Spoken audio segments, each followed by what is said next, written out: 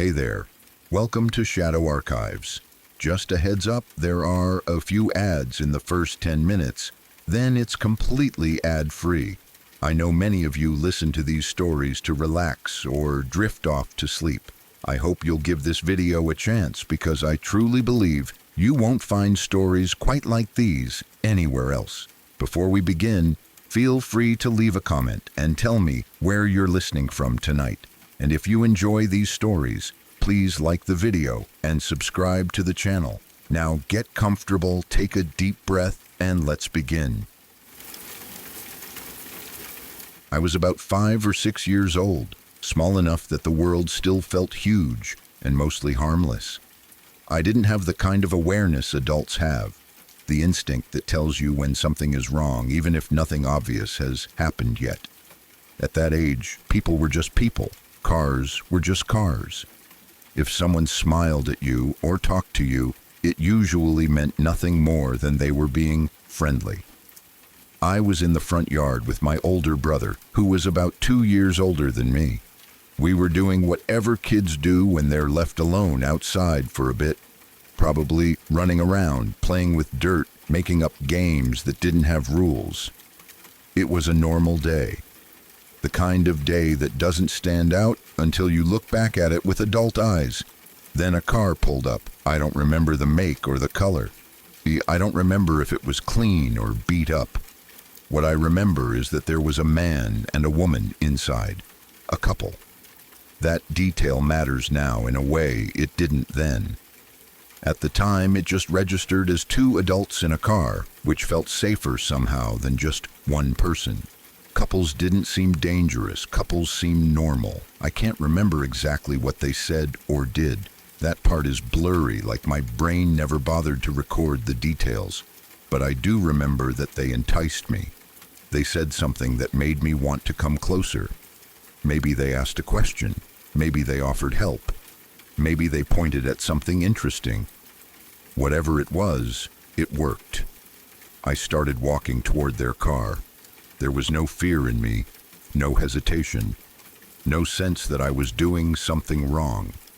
Kids don't have the same internal alarms adults do, especially when nothing bad has ever happened to them before. To me, this was just another interaction, another moment in a normal afternoon. What I didn't understand was that the moment I started moving, everything changed. My brother noticed. Something about the situation triggered him in a way it didn't trigger me. Maybe it was the way the car stopped. Maybe it was the way they were talking. Maybe it was pure instinct. Whatever it was, he realized something wasn't right before I did. And that realization hit him fast. As I got closer, the woman reached out of the car. She tried to grab me. That is the moment where the story splits into 2 versions of reality. The one that happened and the one that almost did. My brother reacted instantly. There was no thinking, no planning. He grabbed my arm as hard as he could and started pulling me back toward the yard. At the same time, he started screaming, not yelling words, just screaming, loud, panicked, desperate screaming. That scream saved my life. The woman let go immediately. There was no struggle, no argument, no pretending anymore. The car took off fast, tires biting into the road as they sped away up the street. They didn't stop to explain. They didn't slow down. They didn't look back. They just fled. That alone tells you everything you need to know. My mom came running out of the house, drawn by the noise. She saw the car disappearing down the road. She saw my brother crying, shaking, still holding on to me. She saw me standing there, confused. Not really understanding why everyone was suddenly so upset. I didn't know what had just happened. I remember looking around like I was trying to figure out what I had missed. I wasn't crying. I wasn't scared yet. I was just disoriented. One moment I had been playing. The next moment there was yelling, a car racing away, and my brother in tears. At that age, I couldn't put meaning to it. I didn't understand intent. I didn't understand danger. I didn't understand how close I had come to something irreversible. It took years for that understanding to settle in. As a child, the memory existed more as a strange moment than a traumatic one. Something weird happened. A car drove off. My brother freaked out. Life continued. Kids are good at moving on when the adults around them move on. And after that day, no one ever came back. There was no visible consequence, so my brain filed it away. But as I got older, and especially as I learned more about the world, the memory changed shape. At some point, you gain enough context to reprocess the past. You learn about abduction. You learn about predators. You learn that most harm doesn't come from dramatic movie villains, but from people who look normal enough to approach a child in broad daylight. You learn that couples can be just as dangerous as individuals, sometimes more, and then the memory hits differently. I started to understand that the woman didn't reach out to play. She didn't reach out to help me up. She reached out to take me. The man didn't stop her. He was part of it. The speed with which they left wasn't panic over being misunderstood. It was panic over being interrupted. If my brother hadn't been there, or if he had hesitated for even a second, the outcome would have been completely different. That realization is sickening when it finally lands. You start to see the alternate path.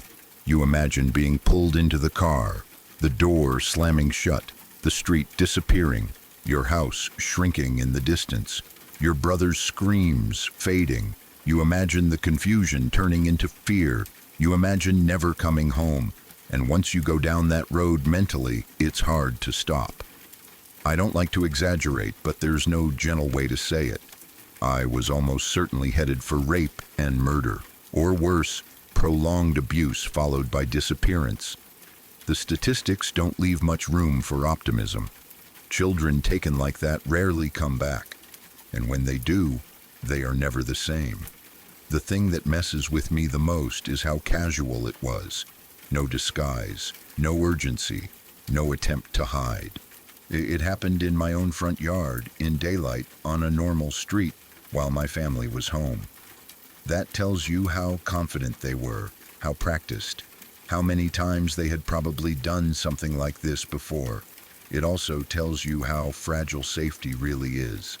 The difference between my life as it is now and a life that ended before it ever really began came down to one thing: my brother's instinct. A kid 2 years older than me realizing something was wrong and acting without hesitation. He didn't analyze it. He didn't second-guess himself. He didn't worry about being wrong or overreacting. He just acted. That kind of clarity is rare, especially in children. When I think about it now, I feel a strange mix of emotions. Gratitude, obviously. I owe him everything. Fear, because of how close it was. Anger, because those people were never caught. And a deep, unsettling awareness that so much of life is decided by moments we barely notice at the time. I also think about how confused I was afterward. That sticks with me too. I wasn't traumatized in the moment. I didn't understand that I had just escaped something horrific.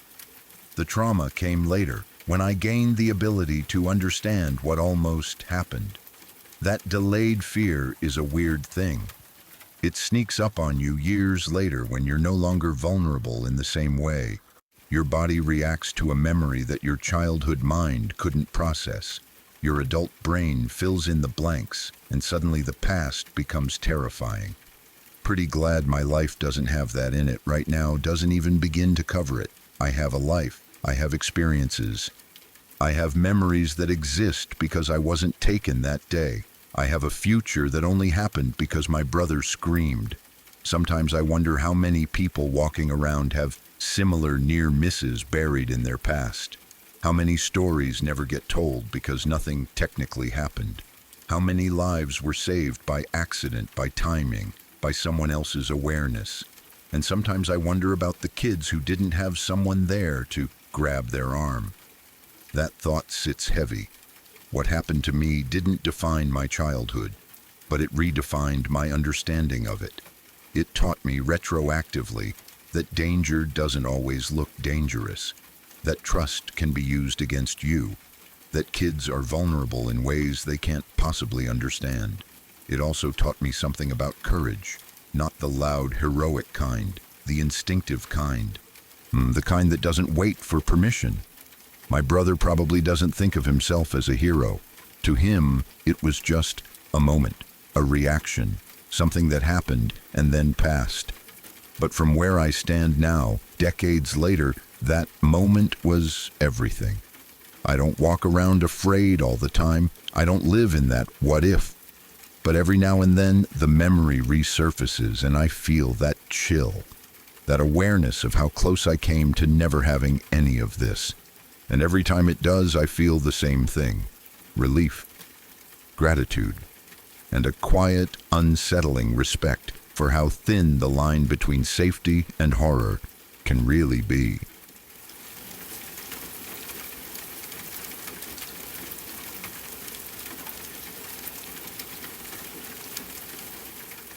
When I was 7 years old, I thought I understood the world pretty well. I knew the limits of my yard, the sound of my aunt's front porch creaking when someone stepped on it, the feel of rocks scraping together under a rake. I knew the rhythm of farm life, the smell of dirt, oil, and sun-warmed metal. I knew how to do things most kids my age didn't, because I grew up around machines, animals, and adults who expected you to learn fast. At 7, I felt capable, independent, safe. That sense of safety is what makes this memory so disturbing now. I was in my aunt's front yard, raking rocks. Not grass, not leaves, but rocks. The kind of pointless, tedious chore adults give kids to keep them busy. The sun was out. The day felt ordinary. My mom was nearby, somewhere around the garage. Nothing felt off. Nothing felt threatening.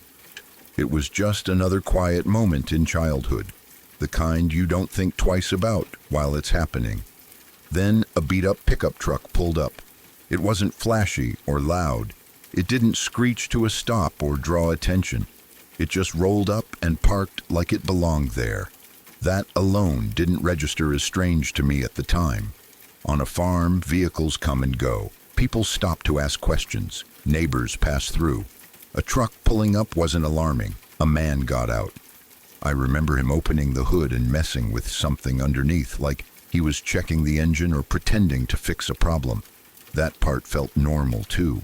Adults fix cars. Adults have car trouble. I kept raking, half watching, half focused on my task. Then he closed the hood and looked at me.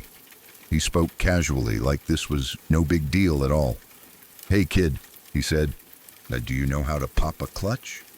Because of how I was raised, because of farm life, because adults had always involved me in things, the answer was yes.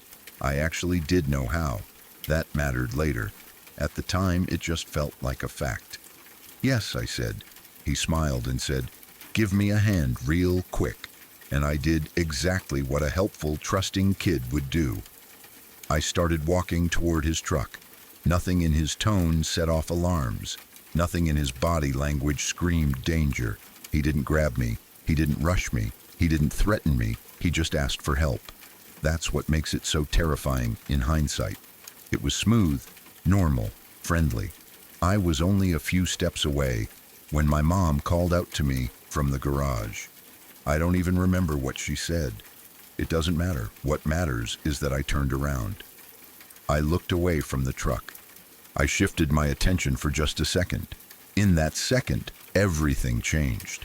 I heard the truck door slam. I heard the engine turn over, and then the truck drove away. Just like that. No explanation, no wave, no never mind. He didn't wait to see if I would come back. He didn't say anything else. He just left. At 7 years old, that didn't register as terrifying. It was odd, sure, confusing. But kids are very good at absorbing strange moments and then letting them drift away. I went back to raking rocks. The day continued. Life went on. The memory sank somewhere deep and stayed there, quiet, for decades. It didn't haunt my childhood. It didn't show up in my dreams. It didn't feel important. It was just a weird thing that happened once.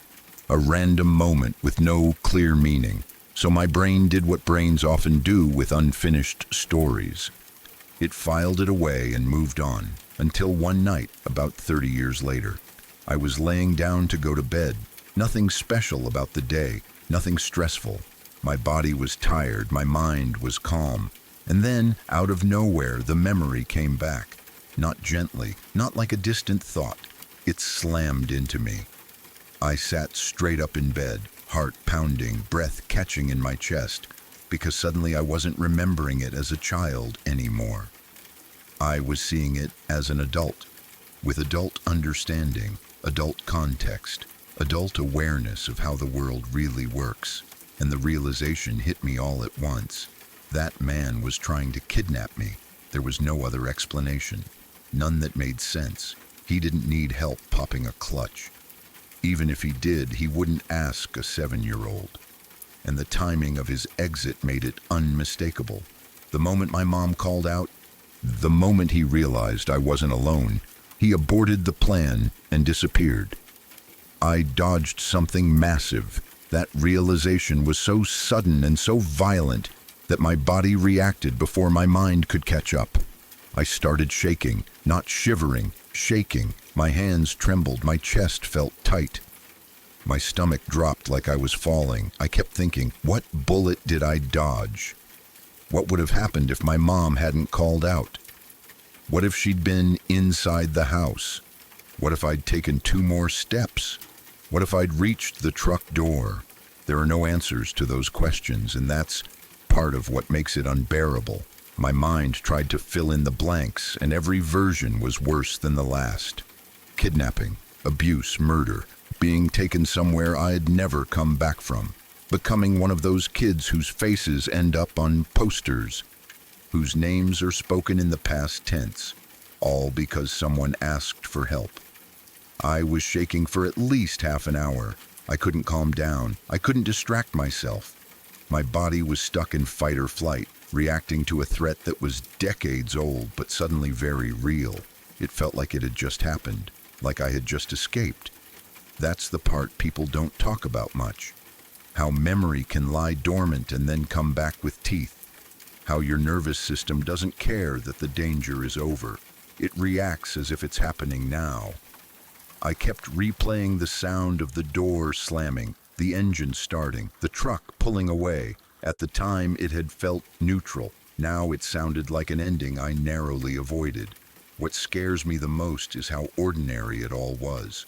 No white van, no candy, no dramatic chase, just a man in a beat-up pickup, using a simple, believable excuse, using knowledge I happened to have against me. He didn't need force. He just needed me to take a few more steps.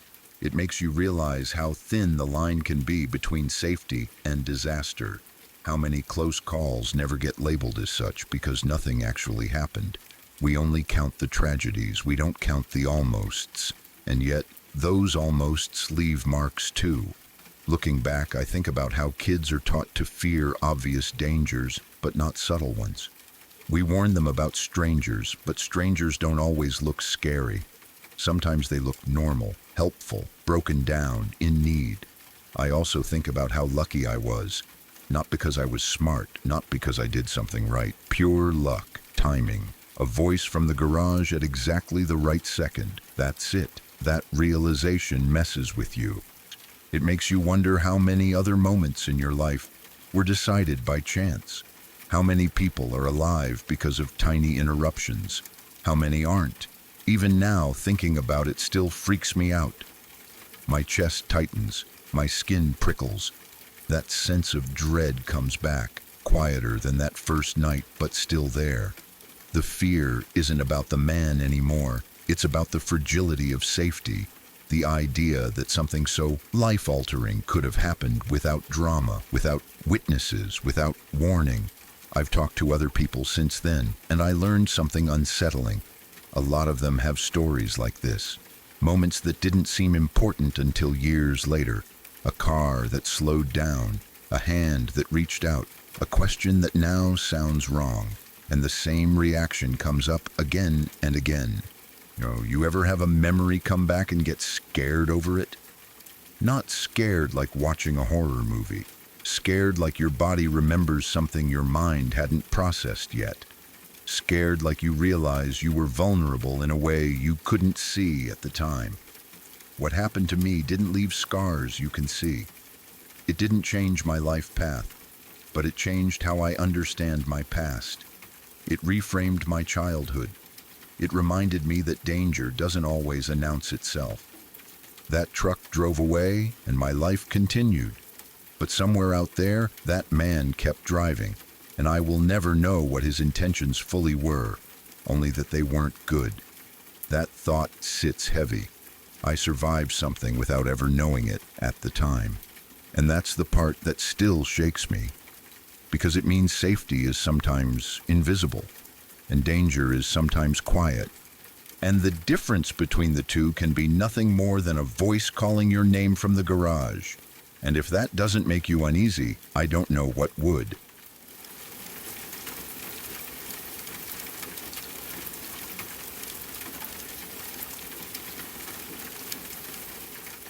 I was about 10 years old enough to walk home alone after soccer practice, but still young enough to believe that bad things mostly happened to other people.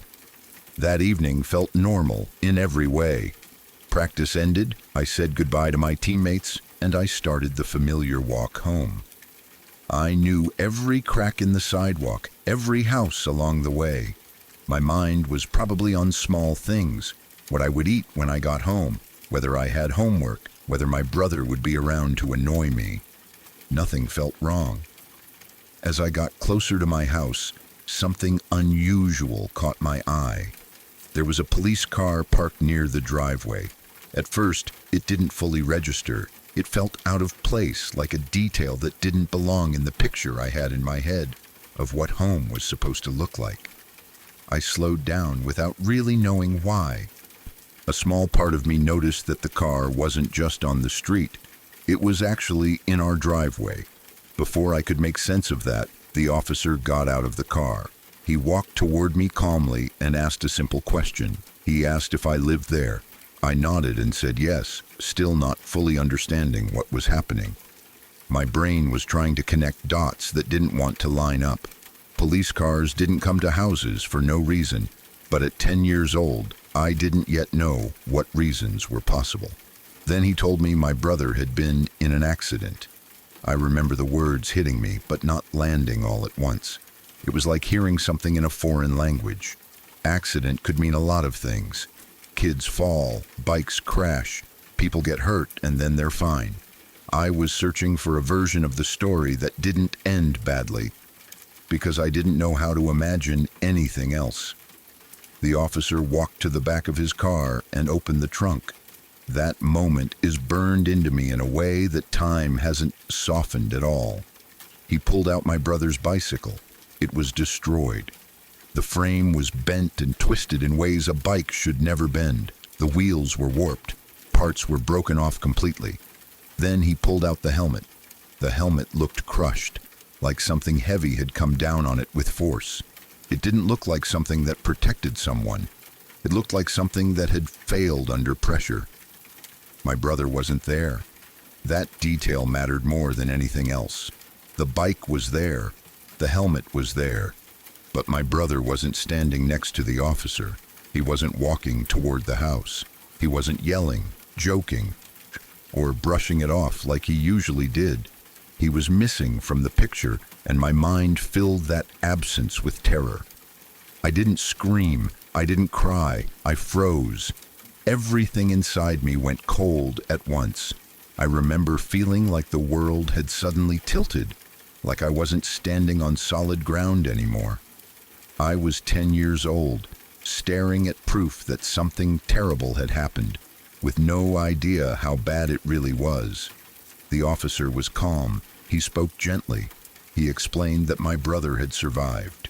He told me he was alive. He said he was in the hospital.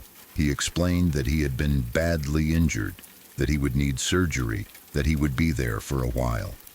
But those words came after the image, and the image had already done its damage. At that age, logic comes second to visuals. All I could see was the bike. All I could see was the helmet.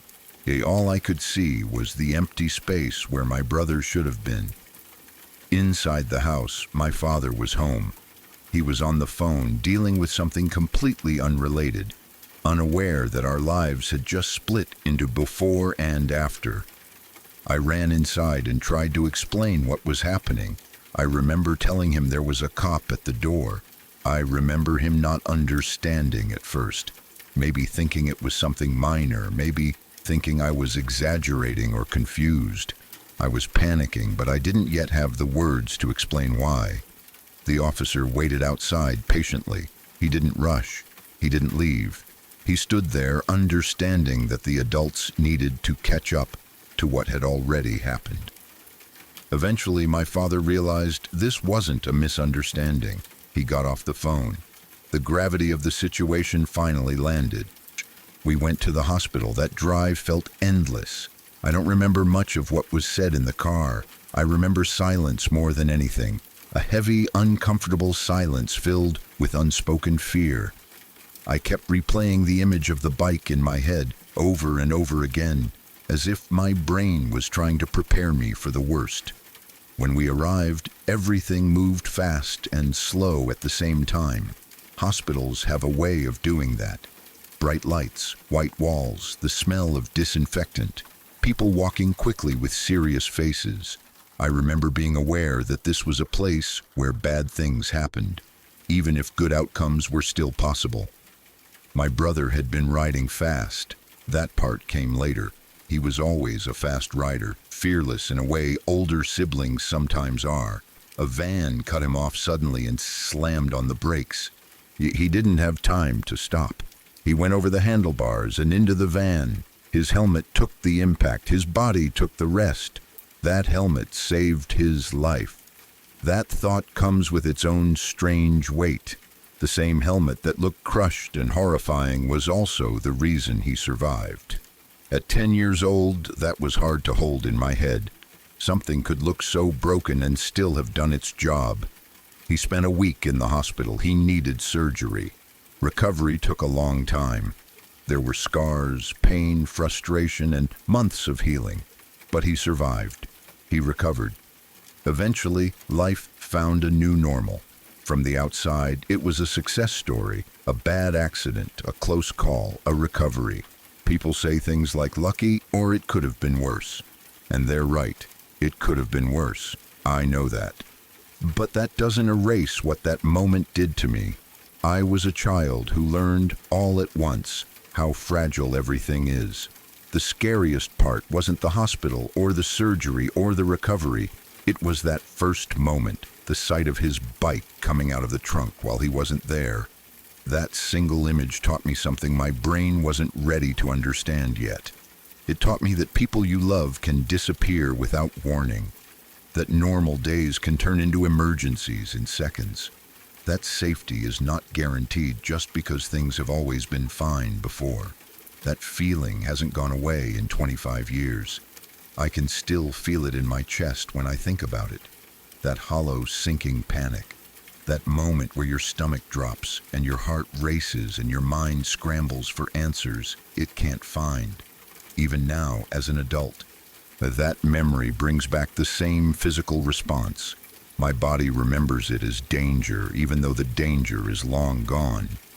I think part of what made it so terrifying was how alone I felt in that moment. My brother was hurt. My parents were overwhelmed. The officer was kind, but he was still a stranger, delivering news that shattered my sense of safety. I was a kid standing in the middle of something far bigger than me, trying to process it without the emotional tools to do so. That kind of fear doesn't always show up as nightmares or obvious trauma. Sometimes it just sits quietly in the background of your life.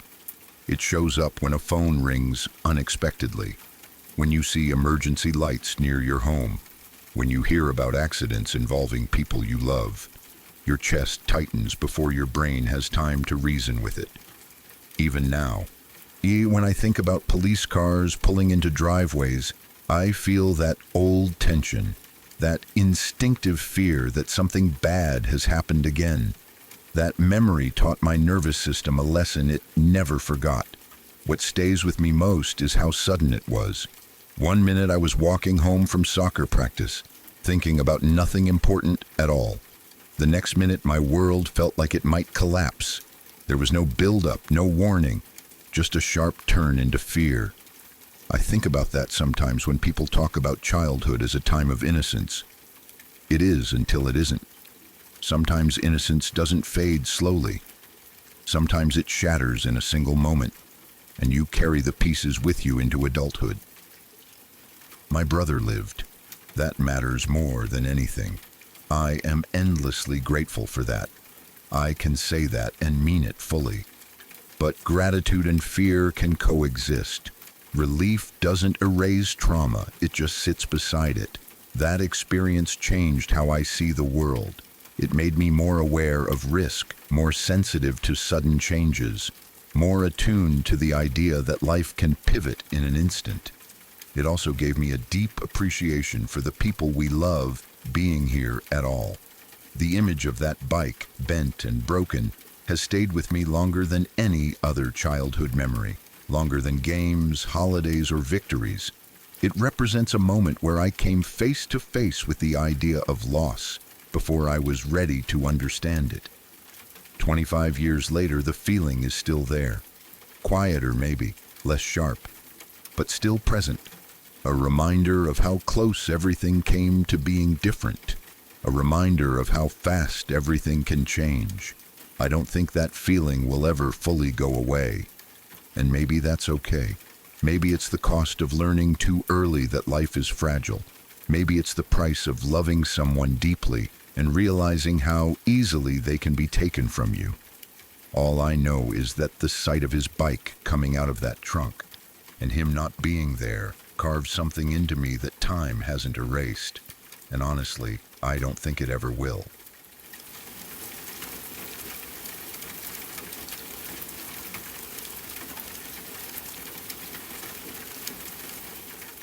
I was about 8 years old when I used to help my dad at the fast food place he was working at. It was family-owned, the kind of place where everyone knew everyone, where kids grew up behind the counter and learned responsibility early. Back then, it felt normal to be there. It felt safe. It felt like an extension of home rather than a workplace. My job was simple. I handed out drinks. I stood behind the counter, barely tall enough to see over it properly, grabbing cups, filling them with soda, snapping lids on, and passing them across with both hands. Customers smiled at me. Some joked about having a junior employee. Some tipped extra because they thought it was cute. I liked feeling helpful. I liked being trusted with something important, even if it was small. To me, the restaurant was a safe bubble. My dad was there. Other adults I knew were there. The kitchen noises were familiar. The smell of fries and grease was comforting. I didn't think of it as a public place where anyone could walk in. I thought of it as our place. That illusion broke quietly. One day, a customer started talking to me while I was handing him his drink. He wasn't loud or aggressive. He didn't look scary. He looked normal. Middle-aged, casual, friendly in that way adults often are when talking to kids. Nothing about him set off immediate alarm bells. He started telling me about his RV. He said he had medication in it. He said he needed help getting it. He said it was parked nearby. The way he said it made it sound reasonable, like he was asking for a favor like adults often do with kids, because kids are eager to help. He didn't demand. He didn't threaten. He just talked, casually, as if this were a perfectly normal thing to ask an 8-year-old. And then he asked if I could go with him to help him get the meds. I remember the moment clearly, even now, not because it was dramatic, but because of how ordinary it felt on the surface. There was no movie-style tension, no sudden fear, no dramatic pause, just a question asked calmly, in a place that felt safe. But something stopped me. It wasn't fear exactly. It wasn't a clear understanding of danger. It was more like hitting a wall I couldn't see, but somehow knew was there. A rule I didn't fully understand, but had been taught to follow anyway. I said no. I didn't give a speech. I didn't explain. I didn't justify myself. I just said no. And that no came from something my parents had drilled into me over and over again. Don't go with strangers. You don't help strangers outside. Don't leave the building. Don't trust people you don't know. At the time, those rules felt abstract, overprotective, kind of annoying. I didn't fully understand why they mattered. They were just rules. But in that moment, they mattered. The man didn't argue. He didn't push. He didn't get angry. He didn't say anything dramatic. He just dropped it, finished the interaction, took his drink, and left. That part is important. If it had been innocent, if he truly just needed help, there would have been confusion. He might have laughed it off and asked an adult instead. He might have said, "Oh, okay, no problem," and gone to my dad, but he didn't. He simply disengaged and walked away. At 8 years old, I didn't analyze that. I didn't think about what it meant. I went right back to filling drinks. Life continued. The shift went on. Customers came and went. The memory faded into the background. But as an adult, I look back at that moment with a very different understanding. An adult asking a child to leave a building to go to an RV is not normal. An adult asking a child for help with medication outside is not appropriate. An adult bypassing other adults to ask a child directly is a red flag. All of those things are obvious now. They were not obvious then. What saved me wasn't intelligence or bravery or awareness. It was repetition. It was parents who had said the same thing so many times that it became automatic. It was a boundary that existed before I understood why it needed to exist.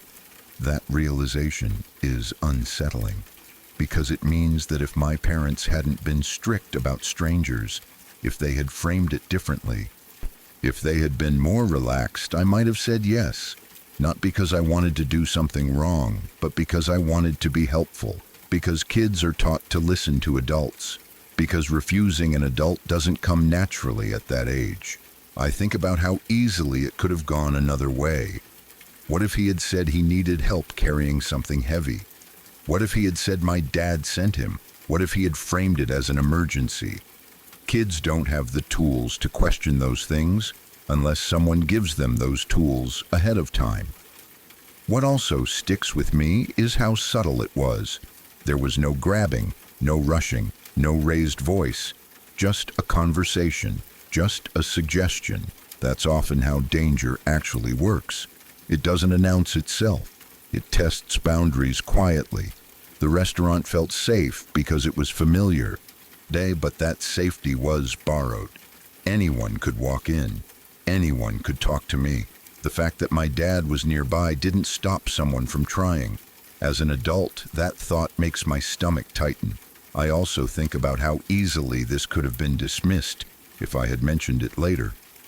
If I had told someone casually, "Yeah, a guy asked me to help him get meds from his RV," someone might have laughed and said he was probably just weird, or old, or confused. People often minimize these moments because nothing bad happened. But nothing bad happened because of that no. Because of those rules. Because of parents who didn't care if I thought they were annoying or unfair. Looking back, I'm struck by how much responsibility we place on children without realizing it. Adults say things like kids should know better, kids should speak up, the kids should run away. But knowing better requires preparation. Speaking up requires permission. Running away requires the belief that you're allowed to say no to adults. I had that belief, even if I didn't understand it fully, and the man's reaction still bothers me. He didn't escalate. He didn't seek another child. He didn't ask an adult for help. He left. That suggests he was testing something, testing whether I would comply, testing whether I would cross that line. When I didn't, the opportunity vanished. I wonder how many times he had tried that before, how many times it worked, how many kids didn't have that rule ingrained deeply enough to stop them. That thought is heavy. At 8 years old, I went on with my life, unaware that I had dodged something. I didn't feel shaken. I didn't feel scared. I didn't tell the story dramatically. It was just a weird interaction that didn't go anywhere. The fear came later with understanding. It came when I was old enough to see how predators operate, when I learned how often kids are taken from familiar places, when I understood that RVs are mobile, untraceable, private spaces, when I realized that medication is a common excuse because it implies urgency and vulnerability. Suddenly, that memory wasn't small anymore. It became a moment where my entire life could have split in a different direction. I think about how close danger often is, even in places we consider safe. Family businesses, schools, neighborhoods, workplaces. The threat doesn't always come from dark alleys. Sometimes it comes in daylight, with a calm voice and a reasonable-sounding request. What stayed with me most isn't fear, it's gratitude. Gratitude for parents who were repetitive and firm. Gratitude for rules that didn't make sense at the time. Gratitude for a childhood no that didn't require explanation, that no was enough. It also changed how I think about teaching kids boundaries, not in abstract ways, not with vague warnings, but with clear rules and repetition, with permission to refuse, with the understanding that politeness is not more important than safety, because kids want to help. They want to be good. They want to be trusted. Those instincts can be used against them. I don't remember what the man looked like anymore. His face has blurred.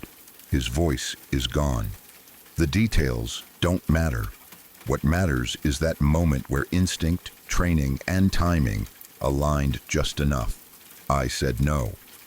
He left. My life continued, and that's the scary part. How easily it could have ended differently without anyone noticing right away. How close danger can come without leaving visible scars.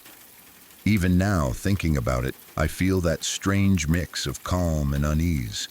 Calm because nothing happened. Unease because something almost did. I didn't understand why my parents were so strict back then. I do now. That rule they drilled into me didn't protect me in an obvious, dramatic way. It protected me quietly, invisibly, in a moment that could have vanished into nothing, but instead became one of the most important memories of my childhood. Not because of what happened, but because of what didn't.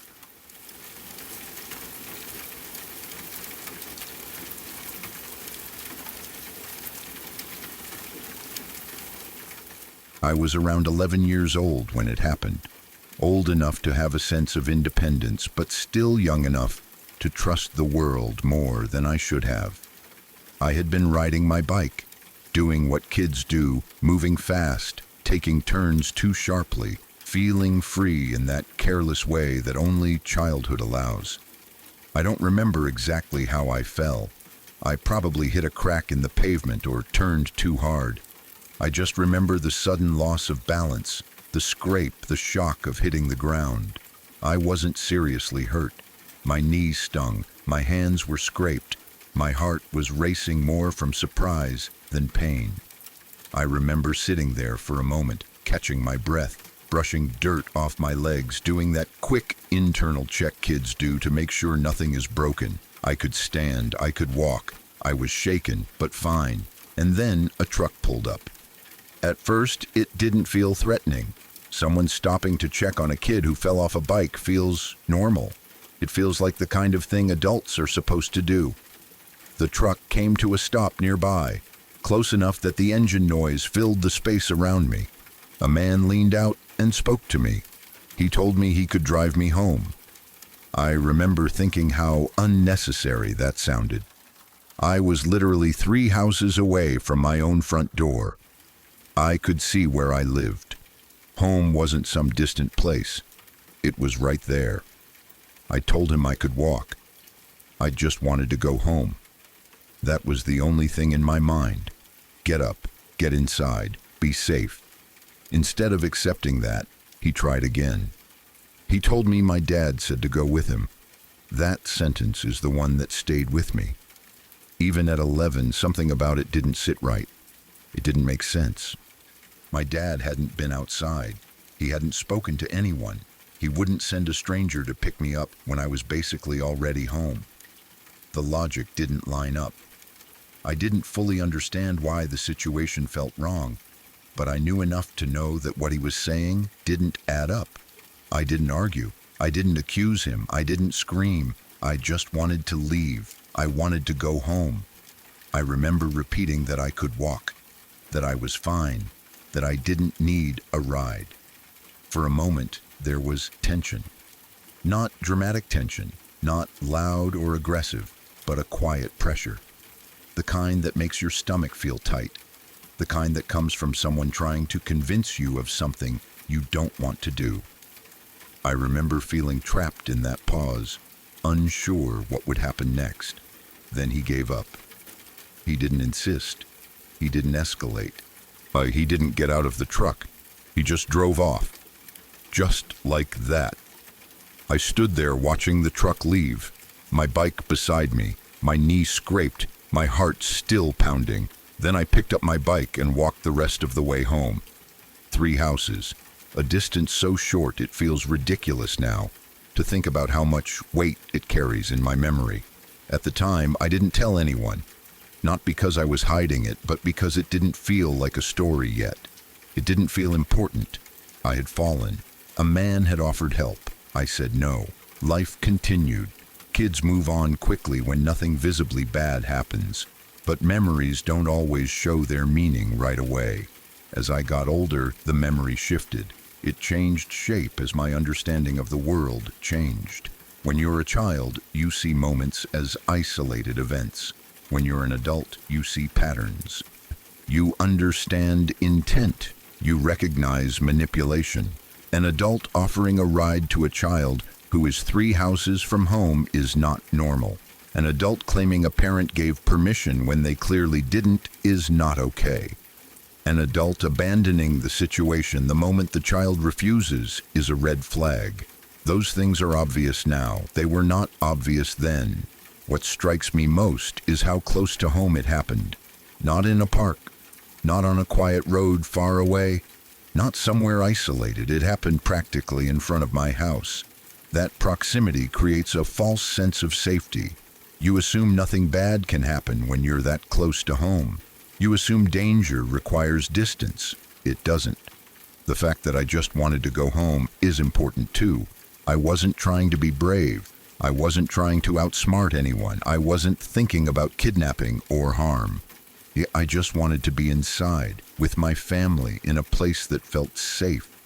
That simple desire overrode whatever polite instinct I might have had to listen to an adult. I think about that line he used, telling me my dad said to go with him. That's a classic tactic, even though I didn't know it at the time. It tries to override a child's instincts by borrowing authority. It reframes disobedience as misbehavior. It puts the child in a position where saying no feels like breaking rules rather than protecting yourself. Even then, I knew it wasn't true. I didn't know why I knew, I just did. That's the strange thing about these memories. When you look back, you realize how often kids rely on instinct rather than logic. You don't always have the language or the knowledge, but you have a feeling. And sometimes that feeling is enough. The man never came back. I never saw him again. There was no resolution, no explanation, no confirmation of intent. That lack of closure makes the memory linger in a quiet, unsettling way. You're left with questions that can't be answered. What would have happened if I had gotten into that truck? What if I had believed him when he said my dad told me to go? What if I had been more hurt and unable to walk? Those questions don't have answers, and that's part of what makes the memory powerful. It exists in the space of almost something terrible, almost a life changed forever. For a long time, I didn't think of it as a close call. It was just a weird moment. But as the years passed, and as I heard more stories, and as I learned how predators operate, the meaning became clearer. That wasn't kindness. That wasn't concern. That was an attempt. The fact that he left so easily when I refused tells me everything. Someone genuinely trying to help would have insisted on getting an adult involved. They would have walked me to the door. They would have waited to make sure I was safe. He did none of those things. He tested the situation and moved on when it didn't work. That realization didn't hit me all at once. It settled in slowly, like a cold realization spreading through your chest. It made me rethink not just that moment, but other moments from childhood. Times when adults spoke to me. Times when something felt off, but I didn't have the words to explain it. I think about how easily kids can be manipulated with authority. How saying, "your dad said," or "your mom told me," can override instinct if the child isn't taught to question it. I think about how lucky I was that the lie didn't work on me. Not because I was especially smart, but because it simply didn't make sense in context. That context saved me. Being so close to home saved me. Wanting nothing more than to get inside saved me. I also think about how this moment shaped me in ways I didn't notice at the time. It didn't traumatize me immediately. It didn't cause nightmares or panic attacks. Instead, it quietly adjusted how I interact with the world. It made me more skeptical of unsolicited help, more aware of manipulation, more trusting of my own discomfort. Those lessons came later, but they came. What's unsettling is how ordinary the whole thing was. No shouting, no grabbing, no dramatic chase, just a conversation by the side of the road. That's how many dangerous situations actually look. Not like scenes from movies, but like normal interactions that take a wrong turn. I sometimes wonder how many kids have similar stories buried in their memories. Moments where something almost happened, but didn't. Moments that didn't feel significant until years later, when adult understanding reframed them as something else entirely. Those moments matter, even if nothing came of them. They remind you how thin the line can be between safety and danger, how quickly a normal day can brush up against something much darker, how much of survival depends on timing, instinct, and small choices. Looking back, I'm grateful for the part of me that didn't want to argue or explain, the part of me that just wanted to go home. The simplicity of that desire cut through the confusion. It didn't matter what he said. It didn't matter what excuse he used. Yeah, I just wanted to be inside my house. That instinct carried me through. Even now, years later, the memory still feels strange when I think about it. Not terrifying, exactly, but heavy. Like a reminder tucked into the back of my mind. A reminder that danger doesn't always announce itself clearly, and that listening to yourself can matter more than being polite. I don't replay the moment obsessively. It doesn't control me. But when it comes up, it brings the same quiet realization every time, that my life could have gone in a very different direction based on a few words and a few steps. 3 houses. That's all the distance there was between me and safety, and somehow that was enough.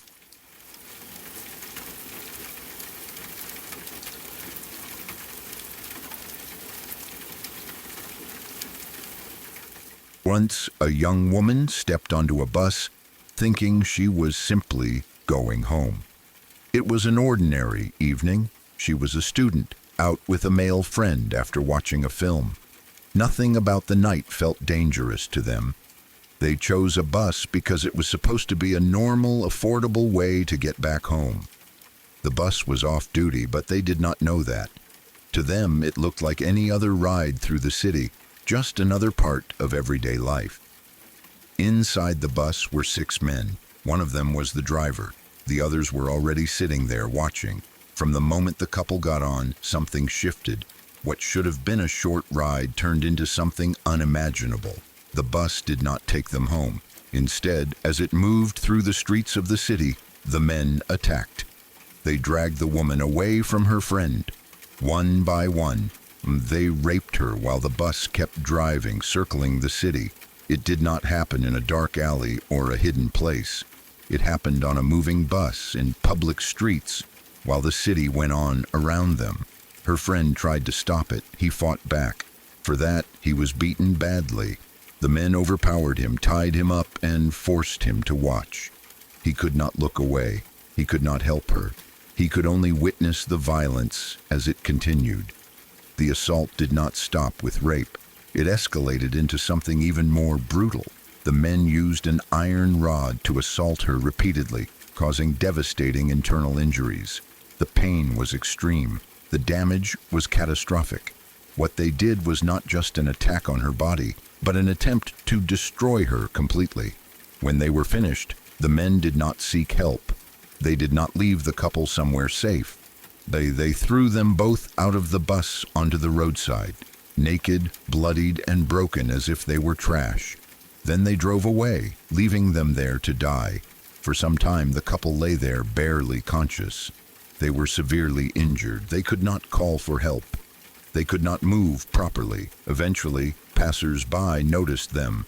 Strangers saw two human beings lying on the road, injured beyond comprehension, and they stopped. They called the police. They called for help. That small act of humanity is the only reason either of them survived the night. They were taken to a hospital in Delhi. Doctors fought to save the woman's life. Her injuries were severe beyond anything most people can imagine. She had suffered massive internal damage. Her condition was critical from the moment she arrived. Still, she held on. For days, she fought. News of the attack spread quickly. People were horrified, angry, sickened. What had happened was not an isolated incident, but this time the brutality was impossible to ignore. The story sparked something that had been simmering for a long time. Protests erupted across India. People flooded the streets demanding justice. They demanded change. They demanded that the country confront the reality of how women were treated, how unsafe public spaces had become, and how often violence was ignored or minimized. The woman became a symbol, not by choice, but by circumstance. She was no longer just a victim. She represented countless women who had been harassed, assaulted, threatened, and silenced. Her suffering forced a conversation that many had avoided for years. As days passed, her condition worsened. Doctors realized that she needed more advanced treatment than was available locally. She was transferred to a hospital in Singapore in the hope that specialized care might save her. Even then, the world watched and waited. People prayed, people protested, people hoped. 2 weeks after the attack, she died. She did not die quietly. She died after enduring unimaginable pain, after fighting for her life, after becoming the focus of a nation's grief and rage. Her death shook India and drew global attention. It was not just the loss of one young woman. It was the loss of trust in safety, in systems, in the idea that women could move freely without fear. All 6 men involved in the attack were arrested. The arrests brought some sense of accountability, but they did not bring peace. People wanted to know how this could happen, how 6 men, including a bus driver, could commit such acts without fear, how a public transport system could become a site of such violence. One of the men was later found dead in jail in March 2013. Authorities said he had taken his own life. Even that raised questions. Some felt anger that he escaped punishment. Others debated responsibility. For many, it was simply another layer of unresolved pain. Another attacker was 17 years old at the time of the crime. Under the law, he was treated as a juvenile. He served 3 years in a reform facility and was released in 2015. That decision caused widespread outrage. Many people felt the punishment did not match the crime. It reopened wounds and reignited debates about age, accountability, and justice. The remaining 4 men were eventually sentenced to death. They were hanged in Tihar prison, the capital's high-security facility. For some, this brought a sense of closure. For others, it did not. No punishment could undo what had been done. No sentence could bring the woman back. No execution could erase the trauma carried by her friend, her family, and a nation. What makes this story so devastating is not just the violence itself, but what it revealed. It showed how vulnerable women could be in everyday situations. It showed how predators exploited systems and silence. It showed how quickly an ordinary night could turn into a nightmare. Her friend survived, but survival does not mean recovery. He carried physical injuries, but also psychological scars that would last a lifetime. Being forced to watch someone you care about be destroyed, while being powerless to stop it, is a trauma that never truly fades. The protests that followed did lead to changes. Laws were reviewed, conversations shifted, awareness grew. But even now, years later, the story still hurts to hear. It still feels unreal. It still raises the same question over and over again. How did this happen? The answer is not simple. It lies in attitudes, systems, enforcement, silence, and fear. It lies in how violence against women is normalized or ignored until it becomes impossible to look away. This case forced the world to look. The woman's name became known around the world. But she was more than a headline. She was a daughter, a friend, a student, a person with plans and dreams. Those were taken from her in the most brutal way possible. Remembering her only as a victim does not do her justice, but remembering what happened to her matters. Because forgetting allows it to happen again. This story is not easy to tell. It is not easy to hear, but it is important. It reminds us that violence does not always come from dark corners. Sometimes it comes disguised as normalcy, as a bus ride home, as a routine night out. And it reminds us that change, when it comes, often arrives too late for the person who needed it most. Pardon the brief pause in our journey. If this is your first time listening, I'm glad you found us. If you want to keep these rainy nights and calm stories going, please subscribe to Shadow Archives. Think of it as keeping the lights low and the stories moving. Make sure to tap the bell so you never miss a moment of the dark. And now, let's return to where we left off.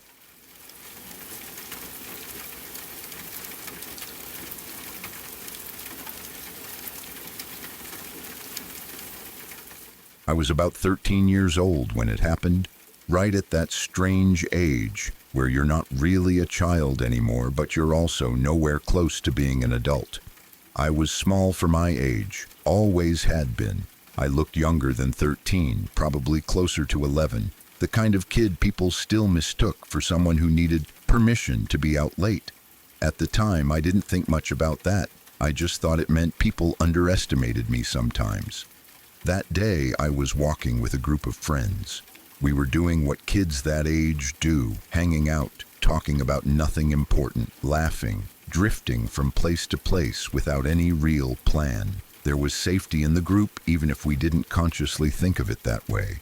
Being with friends made everything feel normal and harmless. We weren't doing anything risky. We weren't alone. We weren't paying attention to the world beyond our little bubble. The mall felt like a safe place. It was busy, full of people, full of noise and movement. Adults walking around with shopping bags, families with kids, music playing from stores. The kind of place parents let you go because it didn't feel dangerous. There were security guards, bright lights, cameras, all the things that are supposed to mean you're safe. I didn't know then what I know now about that area. I didn't know it was known for human trafficking. I didn't know that predators often choose places that feel safe, places where people assume nothing bad could happen because there are so many witnesses. I didn't know that crowds can make it easier, not harder, for someone to disappear. I was just walking with my friends. Then it happened. A guy, probably in his 20s, it came out of nowhere. I don't remember his face clearly. That's one of the strange things about fear. Some details sharpen, others blur completely. What I remember is the suddenness of it. 1 second, everything was normal, and the next second, his hand was on my arm. He grabbed me, not gently, not accidentally, It wasn't a bump or a misunderstanding. It was firm, deliberate. His hand closed around my arm like he had already decided what was going to happen next. There was intention in that grip. There was urgency. He tried to pull me away. My brain didn't respond the way you'd think it would. I didn't scream. I didn't fight. I didn't pull back. I froze completely. It was like my body shut down, like someone hit a switch and everything inside me went still. I remember feeling small in a way I hadn't before. Suddenly aware of how tiny I was compared to him, how easy it would have been for him to overpower me if I had been alone. People talk a lot about fight or flight, but they don't talk enough about freeze. Freeze feels like betrayal by your own body. You want to move, you want to react, but you can't. Your muscles don't listen, your voice doesn't come out, your thoughts scatter. In that moment, I didn't think, this is dangerous. I didn't think, I need help. I didn't think anything coherent at all. There was just shock. What saved me wasn't my reaction. It wasn't something I did, it was my friend. One of my friends saw what was happening. She didn't hesitate, she didn't freeze the way I did. She grabbed me and pulled me hard toward her, toward the group, away from him. That sudden resistance broke whatever plan he had. The moment attention was drawn to him, the moment it was clear I wasn't alone or easy, he let go. And he ran, just like that. No argument, no explanation, no attempt to pretend it was a mistake. He didn't say sorry, he didn't act confused. He ran, fast, disappearing into the crowd as quickly as he had appeared. That detail still matters to me. If it had been a misunderstanding, if it had been innocent, he wouldn't have run. People don't run when they've done nothing wrong. They don't vanish when confronted. They don't flee the second someone intervenes. The fact that he ran told the truth in a way words never could. Afterward, everything felt unreal. My friends were talking, asking if I was okay, reacting with fear and anger. I remember nodding, saying yes, even though my body still felt disconnected. I remember my arm tingling where he had grabbed me. I remember my heart racing long after he was gone, but I didn't cry. Not then. At 13, I didn't fully understand what almost happened. I knew it was scary, I knew it was wrong, but I didn't have the context yet. I didn't know how bad it could have been. I didn't know how often things like that turn into something far worse. Part of me tried to downplay it. I told myself it was over. I told myself I was fine. I told myself I was being dramatic for still thinking about it. Life moved on. We kept hanging out. We went home. The day ended. But the memory didn't disappear. It sat somewhere inside me, quiet but heavy. It didn't show up every day. It didn't control my life. But it never fully left either. It would surface sometimes, unexpectedly, when someone stood too close. When a stranger touched my arm to get my attention. When I was in a crowded place and felt suddenly exposed. As I got older, the memory changed. Understanding does that. When you're young, you experience things without fully grasping their meaning. When you grow up, you revisit those memories with new knowledge. And suddenly they become much more frightening than they were at the time. I learned about human trafficking. I learned about how often teens are targeted, especially small ones who look younger than they are. I learned that predators look for moments of distraction, moments where friends are talking, laughing, not paying attention for just a second. I learned that malls are not safe the way we think they are. And I learned that the area that Mall was in was known for trafficking. So that piece of information hit me like a punch to the chest. It reframed everything. That wasn't just a random creep. That wasn't just someone being inappropriate. That was very likely an attempt to take me, to remove me from my friends, to get me somewhere else, somewhere private, somewhere I might not have come back from. The thought of that still makes my stomach drop. I think about how small I was, how young I looked, how easily I froze. I think about how quickly it could have gone wrong if my friend hadn't been paying attention, if she'd been looking at her phone, if she'd been a step behind, if I'd been walking slightly ahead of the group instead of in the middle. The difference between my life as it is now and a life that could have been defined by trauma or ended altogether came down to seconds. That's hard to sit with. I'm almost 30 now, and it still bothers me. Not in a way that dominates my life, but in a way that lingers, in a way that shaped how I move through the world. I'm more aware of my surroundings than I used to be. I notice exits. I notice people who stand too close. I trust discomfort even when I can't explain it. What bothers me the most isn't just the attempt itself. It's the freeze, the fact that my body shut down. For a long time, I felt ashamed of that. I wondered why I didn't fight, why I didn't scream, why I didn't pull away. It took me years to understand that freezing is not weakness. It's a survival response. It's automatic. It's not a choice.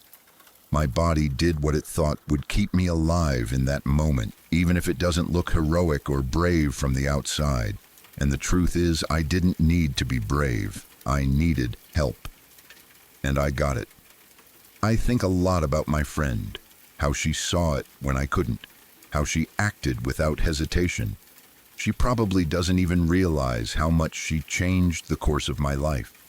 To her, it may have been a moment, a reaction, something she didn't dwell on afterward. To me, it was everything. I also think about how many kids don't have someone like that next to them. How many freezes turn into disappearances. How many moments like mine end differently because no one was watching, or because the person froze and there was no one to pull them back. That thought is heavy, and it doesn't really go away. Sometimes the memory comes back out of nowhere. I'll be walking through a crowded place and suddenly feel that old fear rise up, sharp and unexpected. My heart will race, my shoulders will tense. It doesn't last long, but it's there. A reminder written into my nervous system. It bothers me that the mall felt safe, that adults probably wouldn't believe how close it came, that if I told the story casually, someone might say, well, nothing actually happened. As if the outcome is the only thing that matters. Something did happen. Someone decided I was a target. Someone put their hands on me. Someone tried to take me. The fact that they failed doesn't erase the intent. I also think about how young I was, and how little control kids really have in situations like that. We teach kids to be polite, to listen, to not cause scenes. Then we expect them to suddenly break those rules when something goes wrong. That's not fair. That's not realistic. What saved me wasn't my training or my instincts. It was community. It was not being alone. It was someone else stepping in when I couldn't. As I get older, I realize how much that moment shaped my understanding of safety. I don't assume public places are safe just because they're public. I don't assume crowds protect you. I don't assume danger looks obvious. And I don't judge myself for freezing anymore. I was a kid. I was small. I was shocked. I survived. The memory still bothers me, and maybe it always will. Not because I'm weak, but because it was real. Because it showed me how close harm can come without warning. Because it showed me how quickly a normal day can tilt into something terrifying. Especially now, knowing what I know about that area, about trafficking, about how often these attempts succeed. The weight of it feels heavier. It makes me grateful in a quiet, serious way. Grateful for my friend. Grateful for timing. Grateful that I'm here to look back on it at all. That moment didn't define my life, but it left a mark. A line between before and after. A deeper awareness of the world and my place in it. I'm almost 30 now, and it still bothers me, but it also reminds me of something important. I wasn't powerless because I froze. I wasn't weak because I needed help. I'm alive because someone noticed, and because the moment broke the right way. And sometimes that's all survival really is.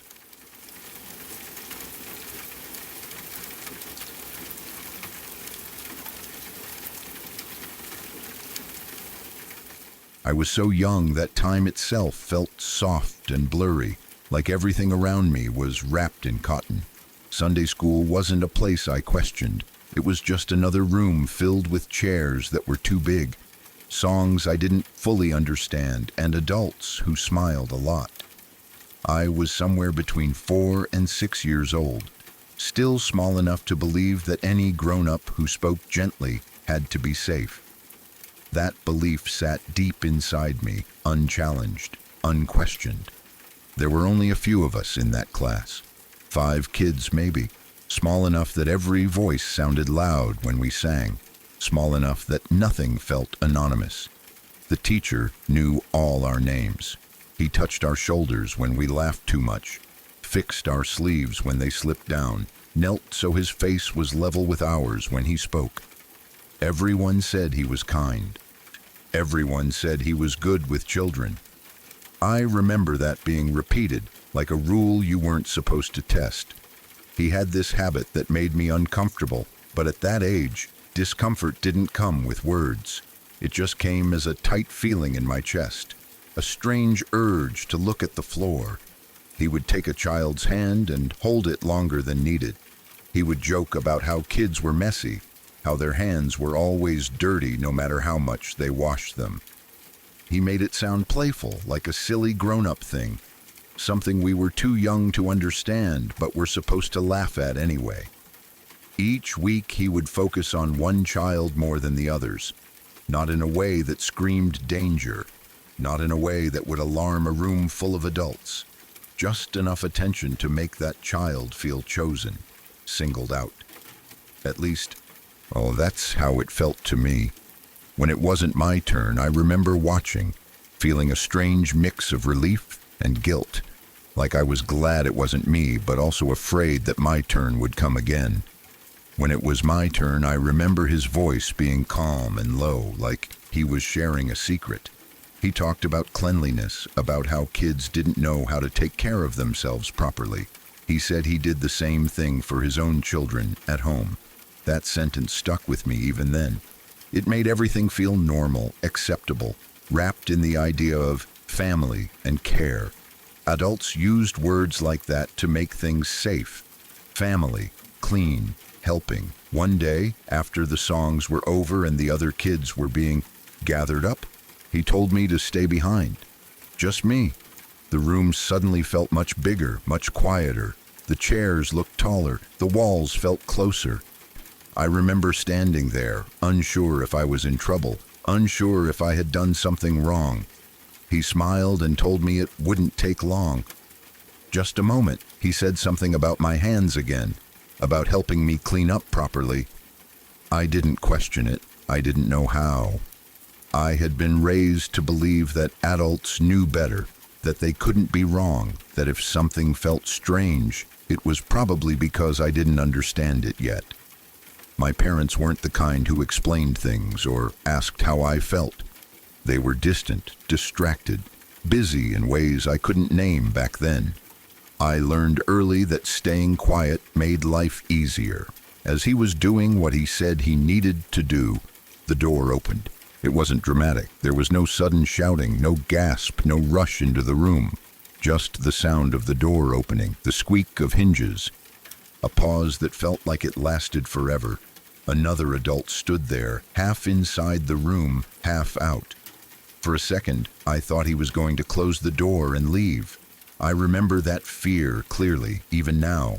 That sharp, sinking feeling that this strange moment would continue, uninterrupted.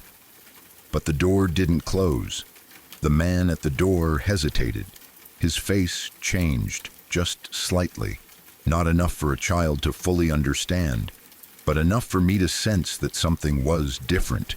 He asked what was going on. His voice wasn't angry. It wasn't calm either. It had a careful edge to it, like he was stepping onto thin ice. The teacher answered quickly, too quickly. He repeated the same explanation he always used, the one about helping kids stay clean, about how children didn't know any better. He laughed a little, like it was all a misunderstanding, like the situation was harmless and ordinary. Then the man looked at me. He asked if I was okay. That question should have changed everything. It should have cracked the world open, but it didn't. Not then. I said yes. I nodded. I smiled because that was what good kids did. Because I didn't want to cause trouble. Because no one had ever taught me that my discomfort mattered more than an adult's authority. Looking back, that moment hurts in a way I can't fully describe. Not because I blame myself, but because I see how perfectly set up I was to fail that question. I was a child who had learned to survive by being agreeable, by saying yes, by trusting when I shouldn't have had to. The man didn't let it go. I didn't understand it at the time, but I see it clearly now. He didn't accept the easy explanation. He told me to find my parents. He told me to go home. His voice was firmer then, no room for argument. The teacher's smile faded just a little. Enough for me to notice that was the end of it. At least, that's how it seemed. I went home. No one asked me questions. No one sat me down. No one explained why I had been sent away early. Life moved on, as it so often does when children are involved and adults decide silence is simpler. For years, the memory sat in my mind under a different label. Not fear, not danger, just something odd, a weird adult, a funny story, one of those strange things that happen when you're a kid and don't quite understand the world yet. I even laughed about it once or twice, telling it like an awkward anecdote, stripping it of its weight because that was easier than facing what it really was. It wasn't until I was around 30 that everything shifted.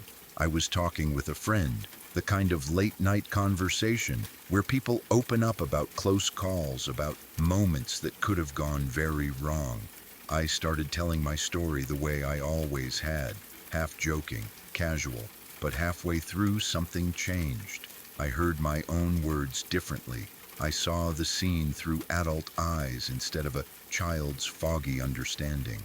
The room I was sitting in felt colder. My stomach tightened. I stopped mid-sentence.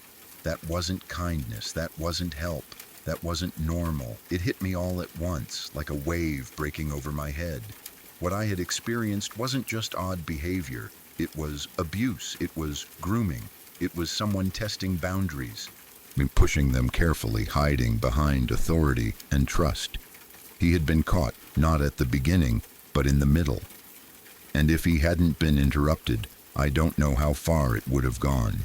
That realization made me feel sick. What made me angrier, though, was what happened next. Or rather, what didn't happen. No one told my parents, no one called the police. There was no investigation that I know of. No consequences that followed him publicly. The matter was handled quietly, behind closed doors within the walls of the church. Adults speaking to adults, deciding what was best, deciding that silence was easier than truth. He moved away, took his wife, took his 2 daughters. I remember those girls. They were quiet, too quiet. The kind of quiet that isn't peaceful but heavy. They didn't laugh much. They didn't cause trouble. At the time, I thought they were just shy. Now that memory twists in my chest. I can't help but wonder what their home was really like. I can't help but fear that what I narrowly escaped was something they couldn't. That thought still makes my blood boil. The idea that he was allowed to leave without consequences, without accountability, feels like a betrayal layered on top of another betrayal. The adults who knew, who suspected, who saw enough to be uncomfortable, chose to do nothing that truly mattered. They chose reputation over protection, comfort over justice. For a long time, I carried guilt I didn't understand. Guilt for not saying no. Guilt for not crying. Guilt for not answering that question differently. It took years to realize that guilt didn't belong to me. It never did. Children don't have the tools to fight manipulation. They don't have the language, the power, or the authority. They rely on adults to step in, to draw lines, to protect them when something feels wrong, even if they can't explain why. In my case, one adult did step in, just enough to stop it from going further.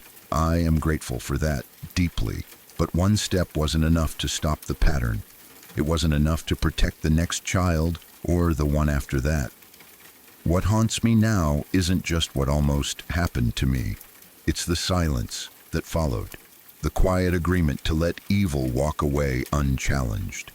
The way people convince themselves that doing nothing is the same as doing no harm. It isn't. I think about that small room sometimes, the songs, the chairs, the door opening. I think about how close I came to something that would have changed my life forever. I think about how easily it was hidden, how easily it was dismissed. There's a saying that stuck with me after I finally understood the truth of my own story. It says that the only thing necessary for evil to succeed is for good people to do nothing. For a long time, I didn't fully grasp how real that was. Now I do. And that understanding is its own kind of horror.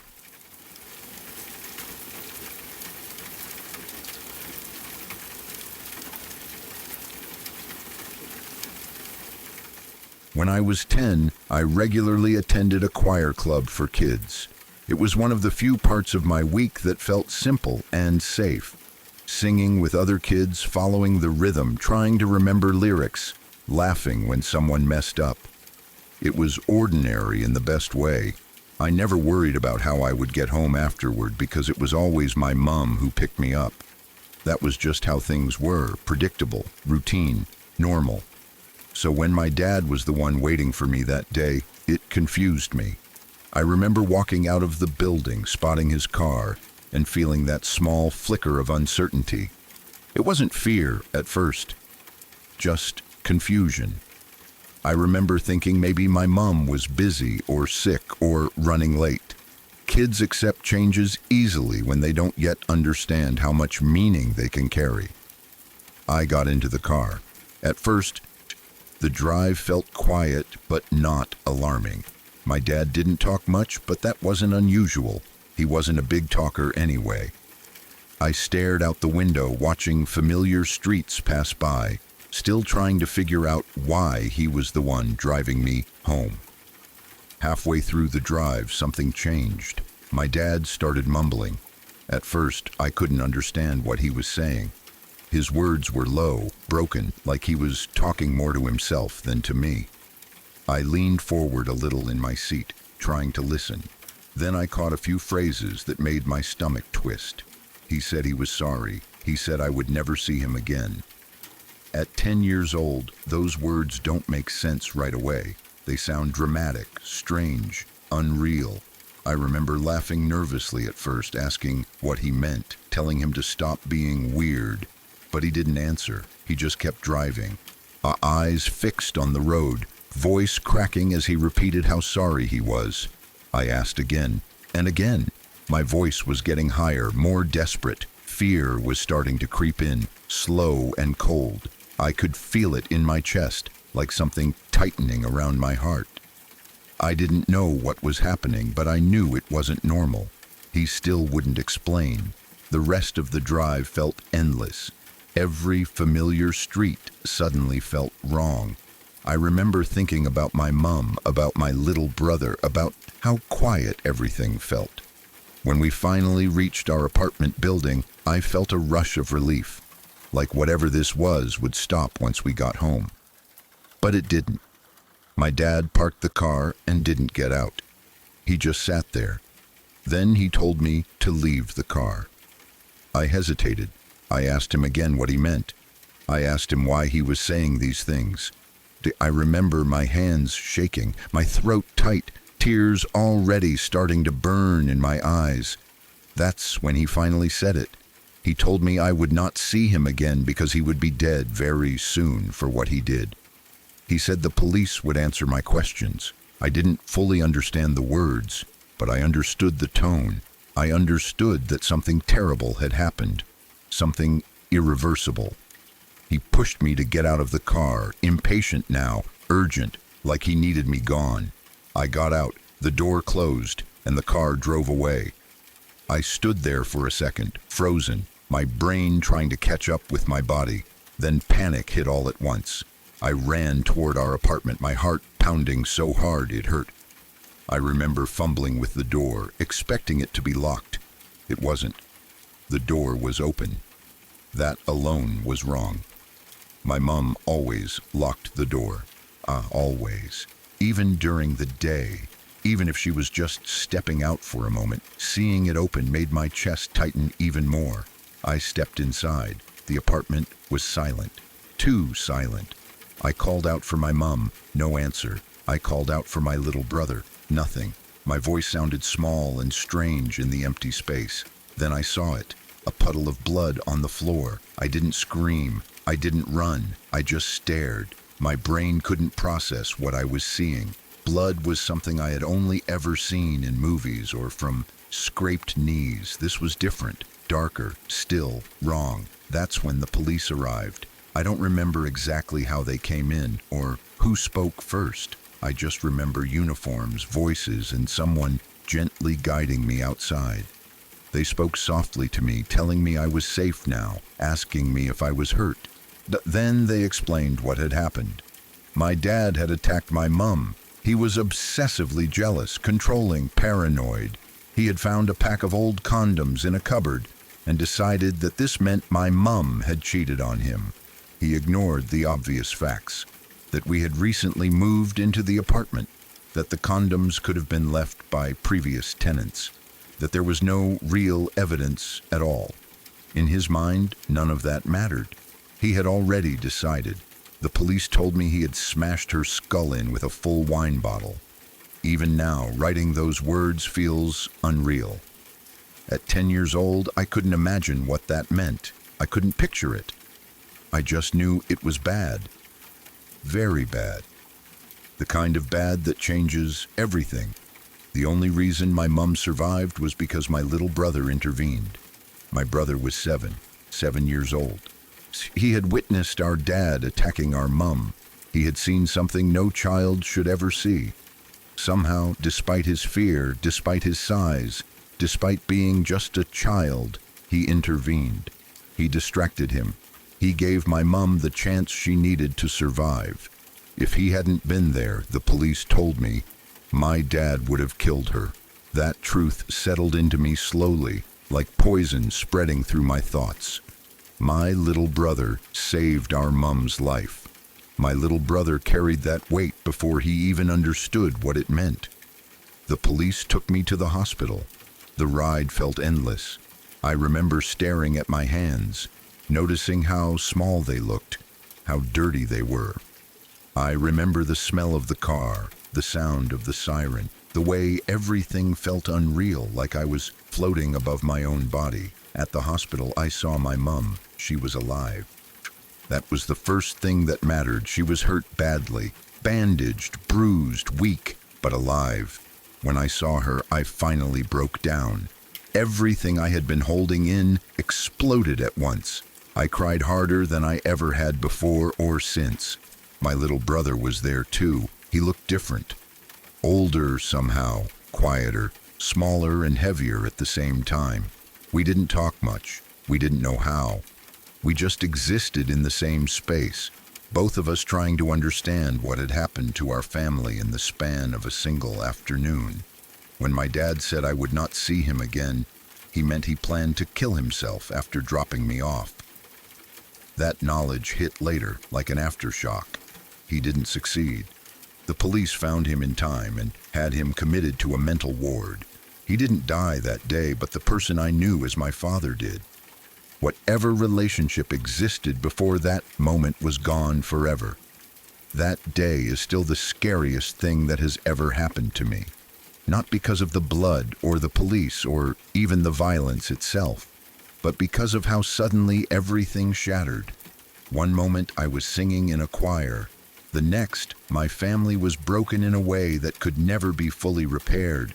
The trauma didn't end there.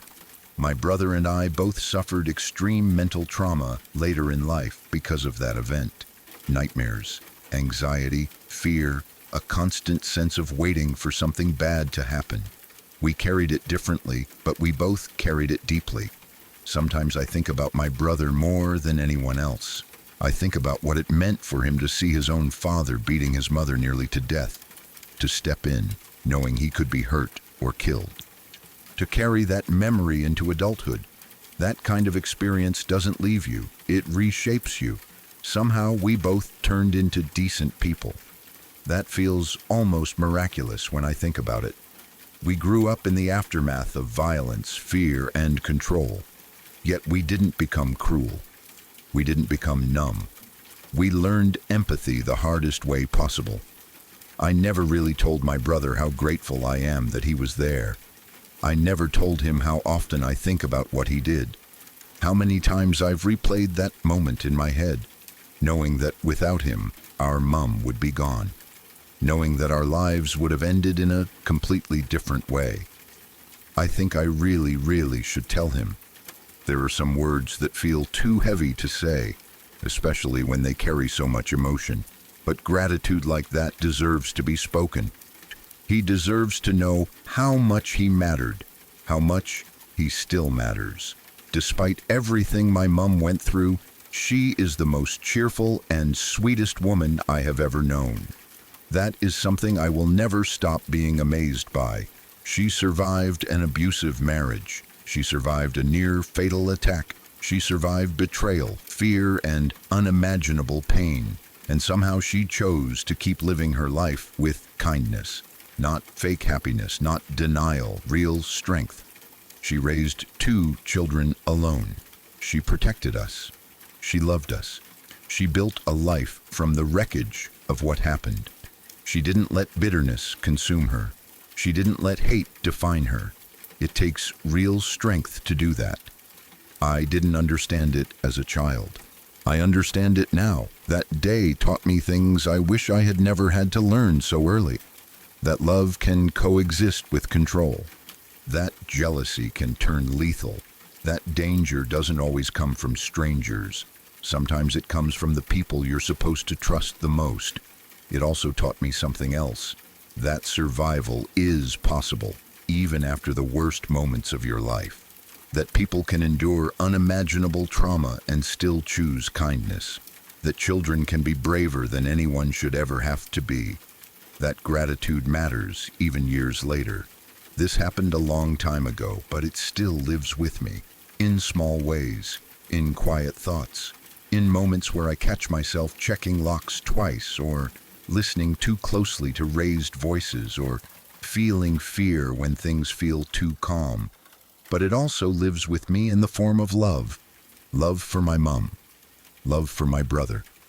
Love for the life we managed to build after everything tried to destroy it.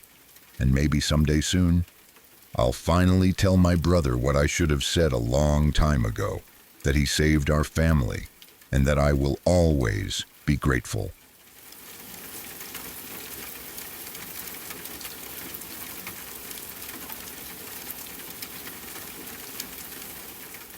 A woman I worked with a few years ago once told me a story that changed the way I think about how fragile life really is.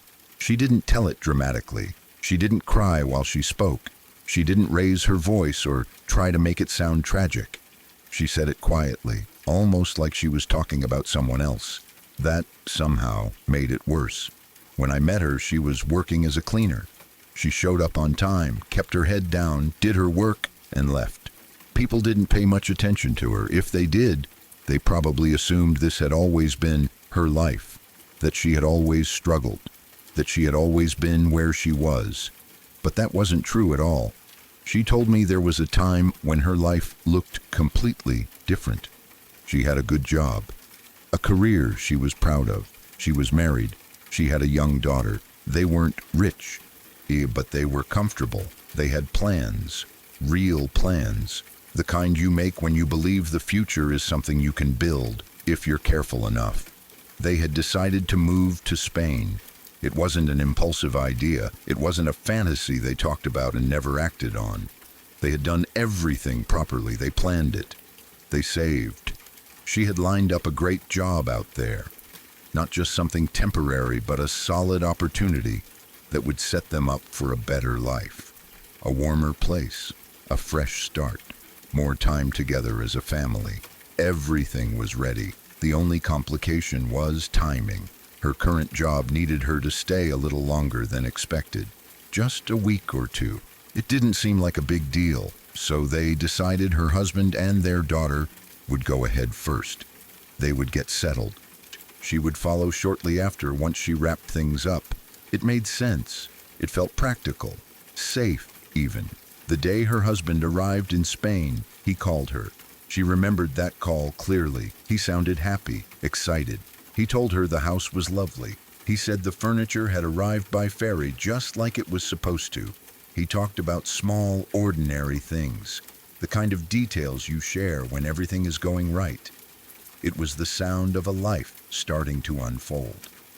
She smiled while she listened. That phone call was the last time she ever heard his voice. At first, she didn't panic.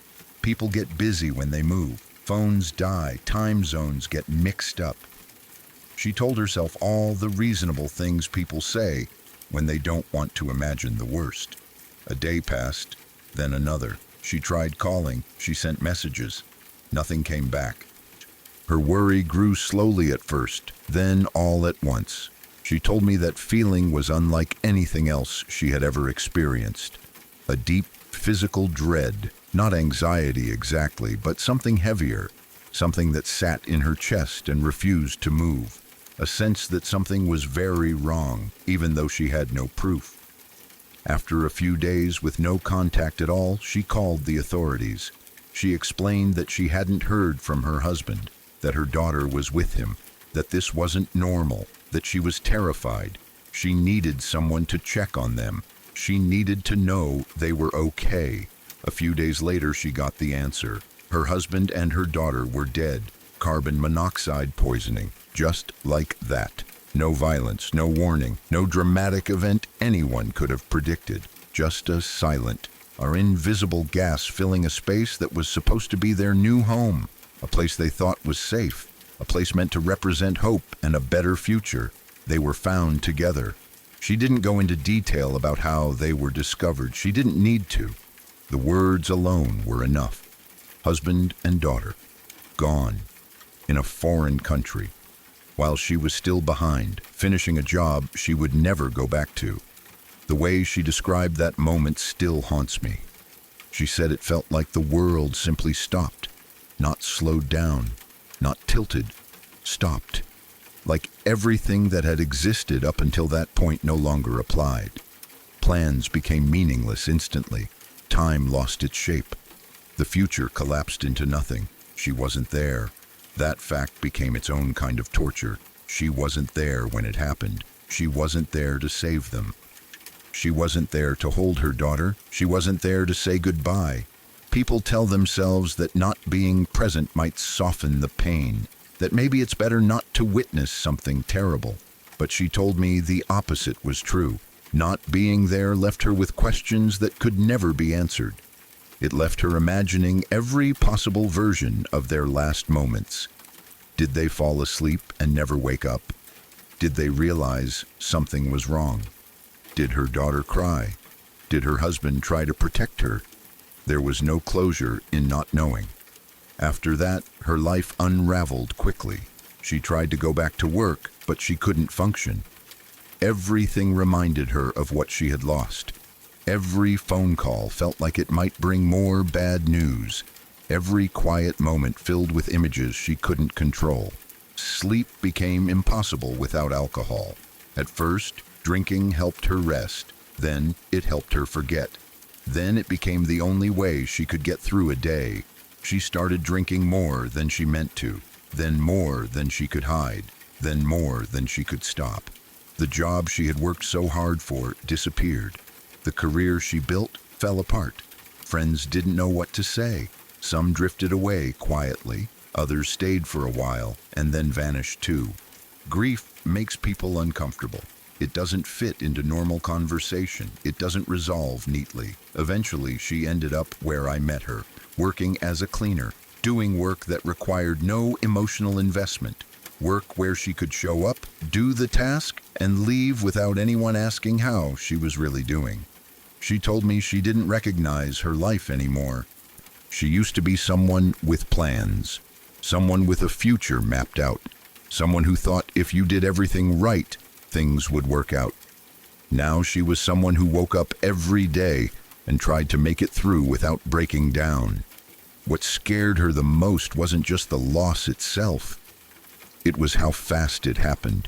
One phone call about a lovely house, a few days of silence, and then everything was gone. She said it taught her that life doesn't unravel slowly the way people think it does. Sometimes it snaps. One moment you're planning flights and furniture deliveries, and the next moment you're identifying bodies and trying to understand how you're supposed to keep breathing. She talked about guilt a lot, not logical guilt, not guilt that made sense. The kind of guilt that comes from surviving, from being the one left behind, from replaying decisions over and over, even when you know they weren't wrong at the time. What if she had gone with them? What if she had quit her job early? What if she had delayed the move? What if she had checked in sooner? She knew none of those questions had answers that could change the outcome, but that didn't stop her mind from asking them anyway. Grief doesn't care about logic. She also talked about how people reacted. At first, everyone was sympathetic. They brought food. They sent messages. They said all the right things, but grief doesn't end in a few weeks. It doesn't wrap up neatly. After a while, people expect progress. They expect you to start looking like yourself again. When she didn't, patience faded. Some people hinted she should move on. Some suggested therapy like it was a cure. Some quietly distanced themselves. She told me there's a particular loneliness that comes with grief, that deep. You feel separated from the rest of the world. Like everyone else is moving forward on a road you can no longer access. Their problems sound trivial. Their complaints feel surreal. You don't resent them, but you can't relate either. Alcohol filled that gap for her. It numbed the edges. It slowed her thoughts. It made the nights quieter until it didn't. Until it became another thing she had lost control over. Another reminder that the life she had planned was gone for good. She didn't tell her story for sympathy. She told it because she needed someone to understand how quickly everything can change. She said before it happened, she believed in safety, in planning, in doing things the right way. She believed that if you were careful, life would reward you with stability. Afterward, she understood that safety is often an illusion, that sometimes all it takes is a faulty appliance, a bad installation, or one invisible gas to destroy everything. Carbon monoxide doesn't smell. It doesn't warn you. It doesn't give you time. That thought terrified her. It wasn't just about her husband and daughter. It was about the randomness of it all. How unfair it felt. How undeserved. How there was no villain to blame, no decision that clearly caused it. Just bad luck in its purest form. She told me that knowing how random it was made it harder, not easier. There was nothing to fight against, nothing to fix, nothing to make sense of. Her story stayed with me long after she told it, not because it was dramatic, but because it was so ordinary in its beginning. A move, a job, a phone call about furniture, things that could happen to anyone. That ordinariness is what makes it terrifying. It reminds you that tragedy doesn't need chaos to arrive. It can slip in quietly, unnoticed, while you're busy planning a better life. When I think about her now, I don't just think about what she lost. I think about the version of her that existed before. The woman with a decent job, a husband, a daughter, a future in Spain. That version of her didn't slowly fade away. She disappeared overnight. And the woman who remained had to learn how to live in a world that no longer resembled the one she had built her hopes on. It is so scary to think how fast your life can change. One moment you are talking about a lovely house. The next moment you are grieving in a way that never fully ends. That story made me realize that none of us are as protected as we think, that the distance between an ordinary life and a shattered one can be measured in hours, sometimes minutes. That planning is important, but it is not a shield. That love can vanish without warning, leaving behind questions that will never be answered. And that sometimes the most terrifying stories are not the ones filled with violence or malice. but the ones where everything was supposed to be fine, because those are the stories that remind you how little control you really have. Once my child was finally steady enough on her feet to really walk on her own, I started teaching her things that most people thought were strange. Not tricks or games, not anything cute for videos or stories to tell later, but practical things, serious things. I showed her how to open the pantry door.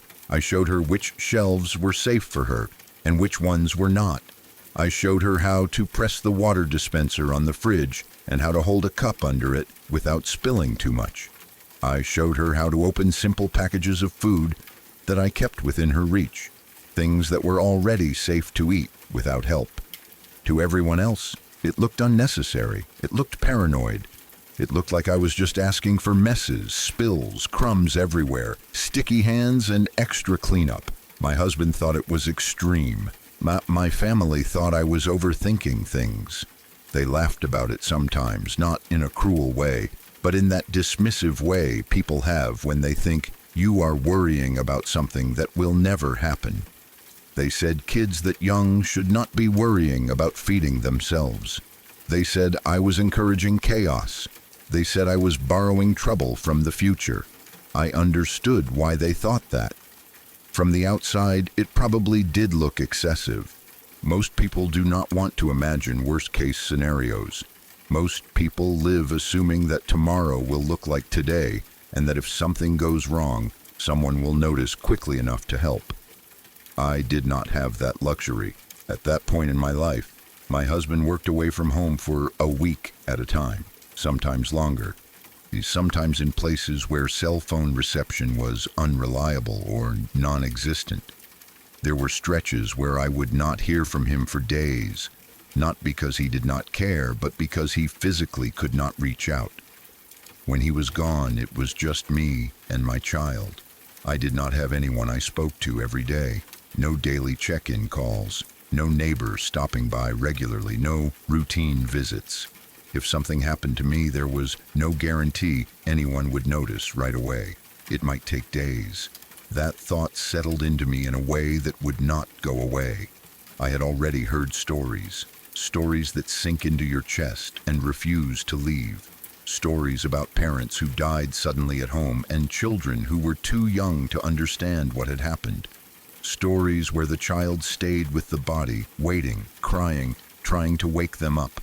These stories where the child survived for a while, searching cabinets, pulling on doors, drinking nothing because they did not know how, and eventually dying of dehydration. Once you know those stories exist, you cannot unknow them. I would look at my daughter and imagine her alone in the house, confused and scared, calling for me and getting no answer. I would imagine her getting hungry, thirsty, tired. I would imagine her doing the only things she knew how to do, and the thought that she might not be able to help herself, even a little, was unbearable. So I decided that if something happened to me, she would not be completely helpless. I did not frame it as fear when I taught her. I made it normal. I made it routine. Opening the pantry was just another door. Getting water was just another thing grown-ups did that she could learn too. The food I left out for her was boring, simple, safe. Nothing special. Nothing tempting. Just enough. Yes, there were messes. Yes, there were spills. Yes, there were days when I cleaned the kitchen more than once. But every time I wiped water off the floor or swept up crumbs, I felt calmer. Those messes were proof that she knew how. They were proof that if she ever needed to, she could take care of herself in the most basic ways. That was worth any inconvenience. My family continued to tease me about it until one day I finally snapped. Not angrily, not dramatically, but firmly. I found an article that described a situation almost identical to the ones that haunted me. It was about a single mother who had died at home, and her toddler who stayed with her and eventually died of dehydration days later. The article did not sensationalize it. It just laid out the facts. Quietly, brutally, I sent it to them. I did not add commentary. I did not argue. I did not explain myself further. I let the story speak for itself. After that, no one questioned my choices again. No one joked about messes. No one told me I was being dramatic. In fact, something else happened instead. My phone started ringing more often. Texts came in regularly, simple messages, nothing heavy. Just checking on you. How are you today? Everything okay? For a long time, someone in my family reached out every single day. They finally understood what I had been afraid of. What struck me most was how quickly people moved from disbelief to concern once they truly pictured it. Once they allowed themselves to imagine a toddler alone in a house, waiting for a parent who would never wake up, everything changed. Suddenly, my precautions did not look extreme at all. They looked reasonable, necessary even. That shift told me something important. Most people are not careless. They are just protected by distance from the worst possibilities. They assume safety because it is more comfortable than imagining tragedy. But once the distance disappears, once the danger feels real, priorities shift fast. Teaching my child those skills did not come from a belief that something would happen. It came from the understanding that something could happen. There is a difference between living in fear and living prepared. I was not afraid every day. I was not anxious all the time. I simply refused to ignore reality. There is a strange loneliness that comes with thinking this way. You feel like you are carrying a secret most people do not want to hear. When you plan for emergencies that involve death, people assume you are morbid. They do not see the love underneath it. They do not see the instinct to protect your child, even in scenarios you hope never come true. I did not want my daughter to ever need those skills. I still do not. But knowing she has them gives me peace. As she grew older, the lessons evolved.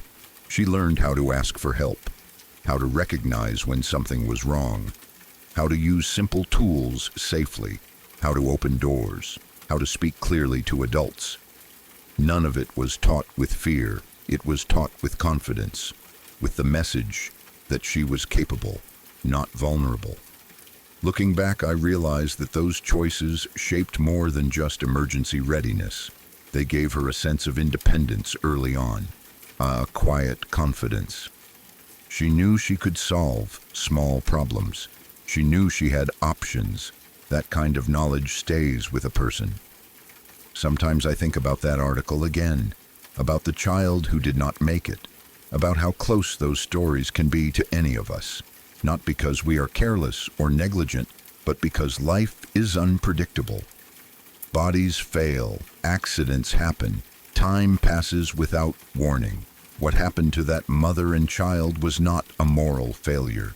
It was a tragic combination of isolation and chance, and that is what scared me the most. Not villainy, not neglect, just silence. Silence is dangerous when no one is listening for you. That is why I did what I did. That is why I ignored the laughter and the raised eyebrows. That is why I accepted the messes. Because the alternative was unthinkable. People often say things like, "Why, that would never happen to me," or "someone would notice," or "I would be fine." Those are comforting beliefs. They are not guarantees. I learned that preparedness does not mean expecting disaster. It means respecting the possibility of it. It means loving your child enough to imagine the worst and still choosing to act. When my family started calling and texting every day, part of me felt relieved. Another part felt sad.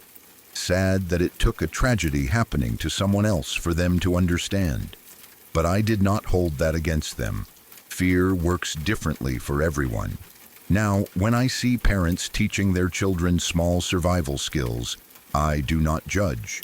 I do not assume paranoia. I assume experience or empathy or awareness. I assume they have seen or heard something that changed the way they look at the world. Because once you understand how quietly things can go wrong, you cannot go back to pretending they never will. And if teaching a toddler how to get a cup of water buys even a single extra hour, a single extra chance, then every spill is worth it. Every crumb is worth it. Every sideways look is worth it. Love does not always look gentle. Sometimes it looks like preparation.